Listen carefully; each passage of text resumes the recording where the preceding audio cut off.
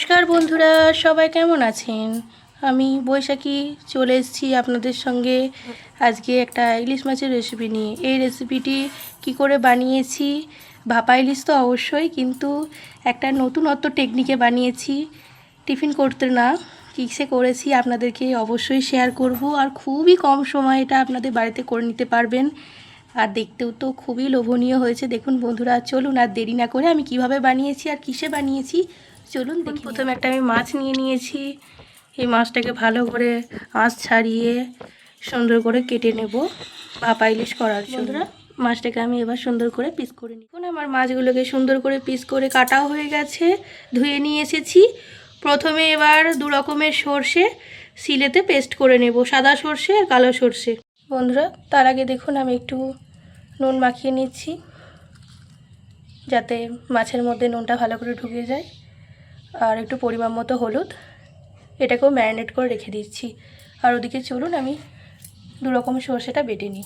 বন্ধুরা, আমাদের মাছ কম আছে, তার জন্য কম পরিমাণে দু রকমের সর্ষে নিয়ে নিয়েছি। আর লাস্টের সঙ্গে আমরা পোস্ত অ্যাড করে দেবো। ভালো করে এগুলো বেটে নিই জল দিয়ে। শিলেতে পেস্ট করলে টেস্টটা বেশি ভালো আসে, তার জন্য শিলেতেই আমি পোস্ত সর্ষে এগুলো বেটে নিচ্ছি। চলুন তাহলে এ দুটোকে আগে বাটি, তারপরে পোস্তটা অ্যাড করব। কত সুন্দর মিহি করে পেস্ট করা হচ্ছে। আর এর সঙ্গে আমি 2 চামচ মতো পোস্ত দিয়ে দিয়েছি। সবগুলো একসঙ্গে পেস্ট করে ফিরে আসছি। দেখুন এখানে আমি পোস্ত আর দু রকমের সর্ষে সুন্দর করে মিহি করে পেস্ট করেছি। এবার এটাকে একটা কাঁচের বাটিতে তুলে রেখে দেব। দেখুন, আর এই শিলেতেই আমি কাঁচা লঙ্কা কিছুটা বেটে নেব আর কিছুটা চিড়ে দেব। দেখুন কতটা সুন্দর পেস্টটা হয়েছে। এবার কাঁচা লঙ্কা কটা বেটে নেব। দেখুন বন্ধুরা, কাঁচা লঙ্কাটাও সুন্দর করে পেস্ট করা হয়ে গেছে। এবার আমি একটা বাটিতে কিছুটা টক দই নিয়ে সেটাকে ফেটিয়ে নিই। চলুন বন্ধুরা, দেখুন 4টে মাছ আছে বলে খুব কমও নয় খুব বেশিও নয়। দেখুন আমি এখানে নিয়ে নিচ্ছি টক দইটা।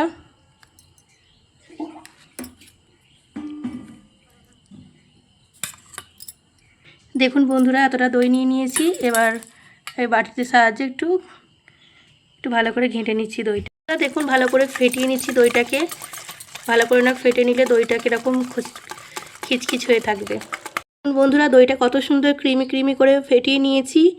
চলুন বন্ধুরা, এবার আমি প্রথমেই বলেছিলাম আপনাদেরকে একটু নতুন পদ্ধতিতে করব। চলুন কিসে করছি, টিফিন করে তো করবো না, প্রথমেই বলেছিলাম। তাই চলুন কিসে করব দেখিয়ে দিচ্ছি। বন্ধুরা, আমরা একটা প্রেসার কুকার নিয়ে নিয়েছি ভাপা ইলিশ করার জন্য। প্রথমে দেখুন টিফিন কৌটোতে নয়, আমরা প্রেসার কুকারে আজকে ভাপা ইলিশটা করব। এবার এর উপরে আগে থাকতে আমার যে ম্যারিনেট করা ইলিশ মাছগুলো ছিল প্রেসারের মধ্যে এক এক করে বসিয়ে দেব। দেখুন এবার এর উপর থেকে আমার আগে থাকতে পেস্ট করে রাখা সর্ষে পোস্ত কাঁচা লঙ্কা এর মধ্যে দিয়ে দেব। সবগুলোর সঙ্গে আর তার সঙ্গে টক দইকে অ্যাড করে একসঙ্গে আমি এর সঙ্গে মিক্সড করে দেব। দেখুন বন্ধুরা, একসঙ্গে করে নিয়েছি। আর আমার যে আগে থাকতে যেটা করে মিক্সড করেছিলাম সেটা করে ভালো করে এর সঙ্গে ফেটিয়ে নিচ্ছি।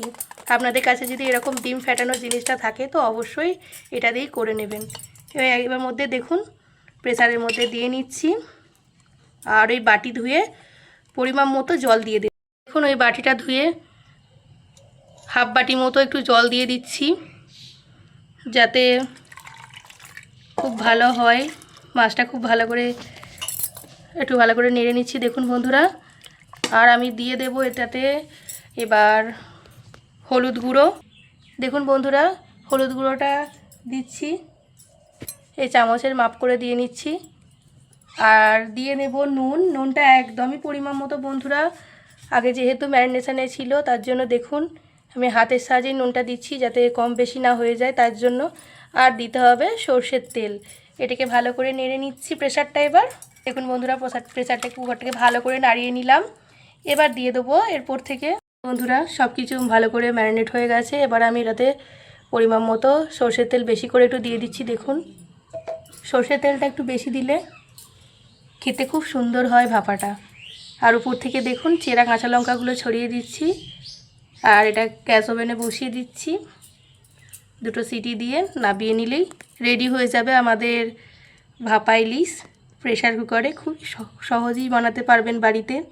এবার ঢাকনিটা লাগিয়ে দিই। বন্ধুরা দেখুন প্রেশার কুকারের ঢাকনিটা ভালো করে আটকে দিলাম। এবার সিটির জন্য ওয়েট করব।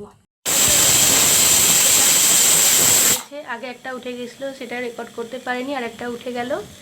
এবার এটাকে নাবিয়ে প্রেশারটা এবার খুলে দেখি কত সুন্দর হয়েছে আমাদের ইলিশ মাছ ভাপাটা।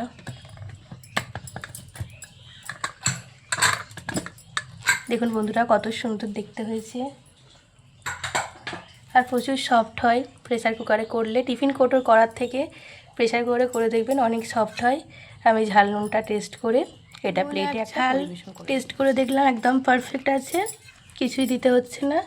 এবার এটাকে একটা প্লেটে আমি পরিবেশন করে দিচ্ছি।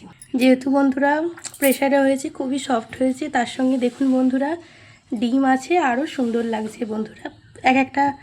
একটা মাছ রেখেছি, সব কটা মাছ আমি প্লেটে দিয়ে দিচ্ছি। কত সুন্দর লাগছে দেখুন বন্ধুরা।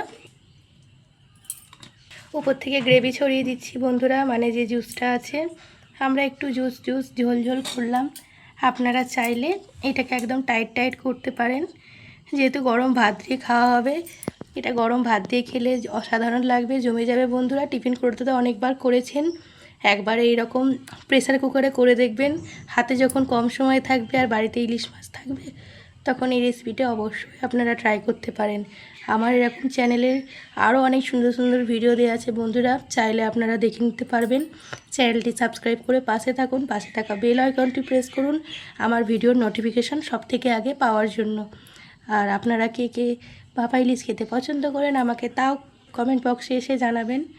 আমার কমেন্টে সবাই একটু হাইপ করে দেবেন বন্ধুরা, ভিডিওগুলো স্কিপ করবেন না। আর আপনারা অনেকেই দেখছি লাইক করতে ভুলে যাচ্ছেন, ভিডিও দেখে চলে যাচ্ছেন, এটাতে খুব কষ্ট পাচ্ছি বন্ধুরা। আপনাদের সুন্দর সুন্দর কমেন্ট আমার আগামী দিনে আরও নতুন নতুন রান্না করার জন্য আমরা অনুপ্রেরণা পাই। ধন্যবাদ বন্ধুরা, নিজেদের খেয়াল রাখুন আর সবাই সুস্থ থাকুন। আজকের মতো বিদায় নিচ্ছি, টাটা।